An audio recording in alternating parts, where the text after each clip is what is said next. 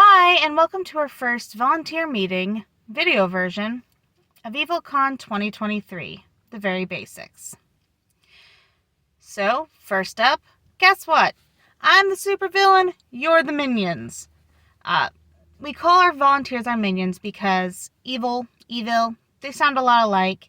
And in year zero, we did have a guy think we were an actual evil convention. So we just took it and ran with it. So we'll be asking you to do a lot of things to help us run the con, but don't worry, there's a lot of fun that goes into it too. So let's get started. First off, let me introduce myself. My name is Megan. My pronouns are they, she.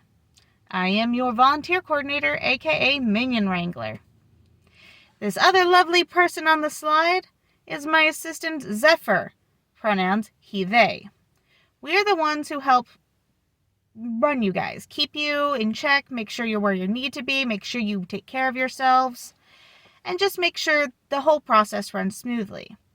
Other staff members can also tell you to do things or ask you to do things as long as it's not contradicting something else or, moving you from a place I've put you.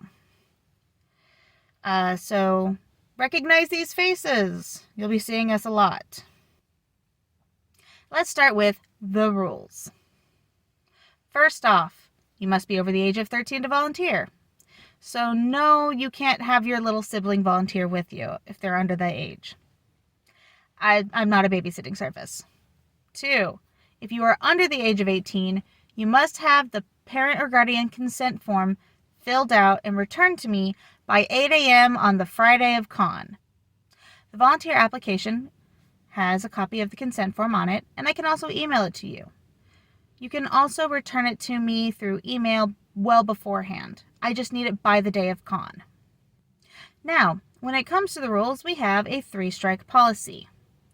For minor infractions, if you get 3 strikes, you get removed from the volunteers and a 2-year ban from volunteering with us. Minor infractions are things like swearing on duty, leaving your post, things of that nature. Simple stuff. Now, for major infractions, we have a 1-strike policy. And when you break that 1 strike, you not only get removed from volunteering, but you do get a lifetime ban from volunteering for us, and you may be asked to leave the convention depending on the severity of the infraction. Things like this is drinking on the clock, violating any rules we have for attendees, sexual harassment, things of that nature. Now, this little bit I meant to say it on the last slide, but forgot. First off, for you to earn your volunteer badge for the whole day to have fun, you have to work for us a minimum of 5 hours. You can work more. If you do, I give you freebies, nifty little fun things.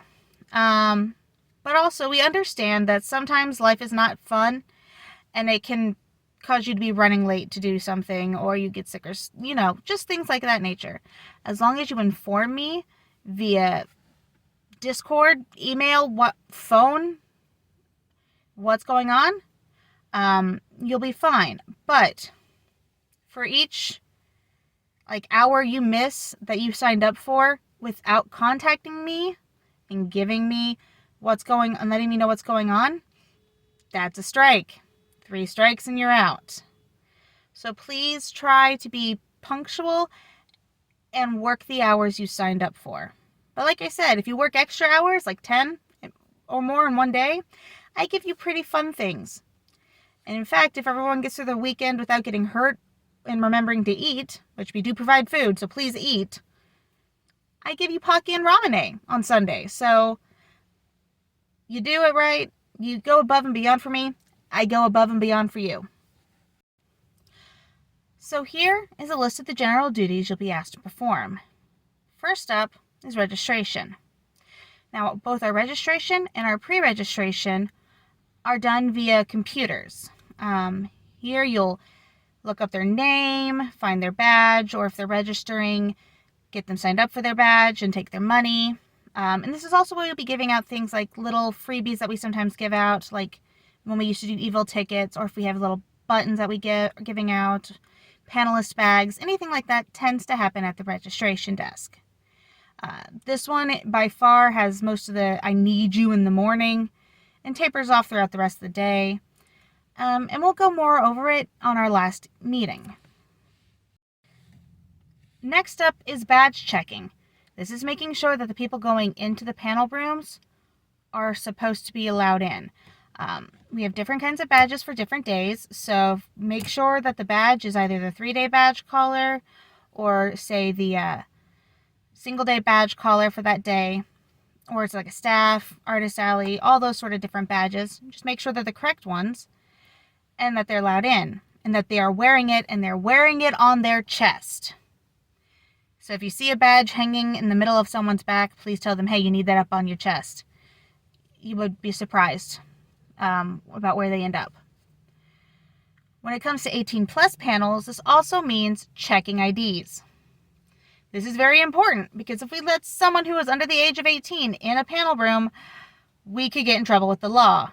And yes, even if they are so young, like 3 months old, that they can't make permanent memories, still goes for them too. And that is not a hypothetical. Another thing when it comes to ID checking at the doors is if there's a really long line for an 18 plus panel, start checking those IDs in the line before the door opens, because otherwise it will take forever and ever and ever. Now, as long as you are physically able, we will also probably ask you to help with some heavy lifting. Artists and vendors sometimes need help getting stuff into the room, getting it set up, and they sometimes give you nice discounts or things if you do. And sometimes we need that too, like instead setting up for the first day of the convention, or hey, tearing down. And don't worry, even though those are before and after the convention starts, we're good to you when you do that. If you come in, you get nice pretties for being so awesome about that.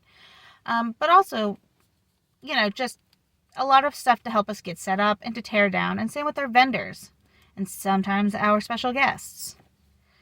Now, on a related note is room prep. Sometimes a room needs a different configuration of the chairs, or chairs removed altogether and tape put down on the ground, or what have you. And that's where you'll also come in sometimes. A panelist can ask for some help, or a staff member can ask for some help if it's more of their panels. And if they do, they can usually just ask whoever is sitting at the door. And then you at the door, who will be having your headset on, will radio that in, and we will send someone to help if we can. So the big thing to note about that is if you're sitting at the door, don't go in and help. You're at the door doing the badge checking. All right, next is the heavy section, the hall monitoring.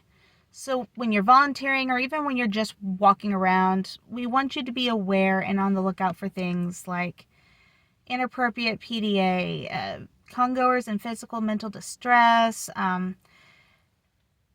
illegal activities, theft. Just keep an eye out for these things. And then let us know, either through your headset if you're wearing it because you're working one of the doors, or finding a staff member and telling us. So what do I mean by inappropriate PDA? Well, we are a family-friendly convention, which means there are certain behaviors we can't have out in the halls, like make-out sessions in a hidden stairwell. Yes, indeed, that has happened. Cards Against Humanity in the halls, or other 18-plus games. Costumes that outline the genitalia. Spandex is fun, but if they're wearing spandex, they should have something over it, like a dancer belt, which is kind of, the superhero underwears on the outside sort of deal, or shorts, or something to not display. Pretty much the basic rule of thumb here is if it is going to make a sweet little old lady, not a spicy, but a sweet little old lady blush, or make a 13-year-old giggle, it doesn't belong on our floor. So you saw the rule breaking, now what? Well, first off, if it's minor stuff, you can just go and tell them, hey, you need to cut that out. But if you do that, only do it while wearing your EvilleCon badge, your volunteer badge, or your volunteer shirt. Just kind of let them know, hey, you can't do that, etc., etc., if you feel comfortable doing it.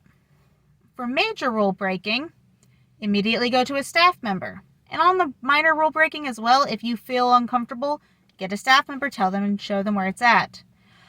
For major rule breaking, though, the big thing I want to emphasize is do not confront, do not chase, do not be active in trying to stop it. Major rule breaking means we need to take care of it as staff and get the authorities involved.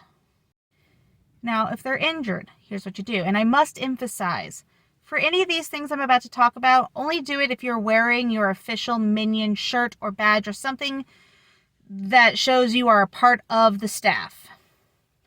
But first off, if an attendee seems injured, you can approach them, ask them if they're okay, ask them if they need anything needed for us as staff to get. If they say they need help, either lead them to the staff or minion lair, or have them sit down nearby if they don't feel like they can make it there, and go get one of us. Volunteer coordinator, assistant volunteer coordinator, or a staff member if you can't find us. And we will then take care of that person. If the attendee is unresponsive, clear the area around them. Do not touch, just clear the area around them and send someone to get a staff member. We will take care of it from there. This next bit is the most vital bit here, but do not, under any circumstances, for any injury, offer medical assistance. Unless you are a first responder, don't do it. And if you are a first responder, please let us know so we can add you to the list. But if you offer someone so much as an ibuprofen and they have a bad reaction to it, in trouble. We in trouble because we're not medical professionals. We can't do that. Now, mental distress is very similar. If you see someone in a situation with another attendee and they seem very uncomfortable, just hop in, try to distract if you can. This is only if you're comfortable, by the way. To get in the middle of the interaction, talking to the person who is uncomfortable and give them a way out. If they need a way out, they'll take it. If they don't, they'll kind of gesture to you to get out of there. But like I said, this is only if you feel comfortable doing so. If you don't feel comfortable doing so and it looks bad enough, radio and, staff. Get a staff member. We'll take care of it from there. Now, if it looks like it's confrontational and one of the parties is violent, do not approach or confront. That is an immediate contact staff so that we can take care of the whole issue. You're a volunteer. We are staff. You did not sign up for this to worry about getting hit. Now, if a congoer is by themselves and seems visibly upset, yet again, approach. Like before, if they were injured, ask if they're okay, if they need help. If they do, and they can and are willing to, walk them to the staff or minion lair to talk to a staff member so we can help. Or if they don't feel comfortable doing that, ask them, are you okay if I leave you here in a safe spot for a few minutes so I can go grab a staff member? If they indicate yes, do so and come get a staff member. If they indicate they are not comfortable with you leaving them alone, stick with them.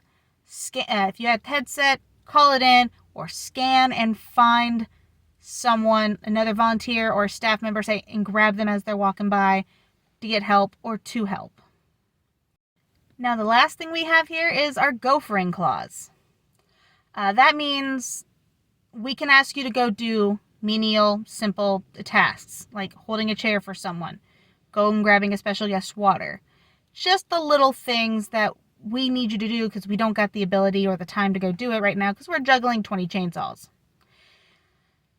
And on that gophering clause, as a special note, we have our special guests.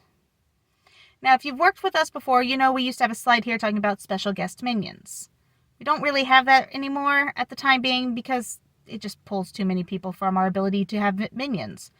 So special guests are taken care of by a special guest coordinator when we have one, or by Robert, our wonderful, wonderful Ox King, and any assistance that that person chooses. But that doesn't mean you won't be interacting or maybe helping. And part of that is like the gophering clause, getting them food. If need be and you have the ability to do so, we might ask you to drive them somewhere. Just generally helping out when we need help with the special guests. And in doing so, remember, treat them like humans. They get enough of the fangirling with the attendees. And yet again, at our next meeting, we'll talk a bit more about how to interact with our special guests. And speaking of our next meeting, here is the list of our volunteer meetings and what they're about, their dates, and all that jazz. As you can see, we don't have one for December because Christmas. So our next Minion meeting is on January 15th, where we will be going over how to interact with our special guests. As before, the meeting will be from 1 to 2 Central Time on the Minion voice channel. There will also be a recording just like this one for that meeting. So if you can't make it, or just Discord is not a thing you are happy and can deal with, you still will get the information. So thank you for watching, and I hope to see you all next time.